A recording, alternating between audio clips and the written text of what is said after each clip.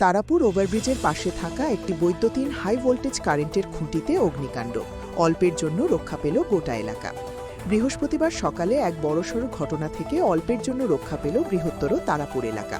স্থানীয় একটি high voltage বৈদ্যুতিন তারের খুঁটিতে ঝুলে থাকা অন্যান্য তারে হঠাৎ আগুন ধরে যায়।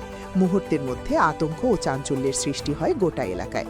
ঘটনায় খবর পেয়ে স্থানীয় বাসিন্দারা দমকল বাহিনীকে খবর দেন এবং খবর পাওয়া মাত্রই দমকল বাহিনীর ইঞ্জিন ঘটনাস্থলে পৌঁছে তৎপরতার সঙ্গে আগুন নিয়ন্ত্রণে আনে।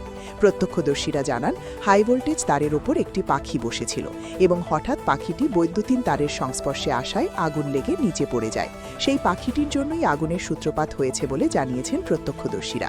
তবে স্থানীয়দের দাবি, সামান্য দেরি হলে এলাকায় বড়সড় বিপর্যয় ঘটতে পারত এবং ব্যাপক ক্ষয়ক্ষতির আশঙ্কা ছিল।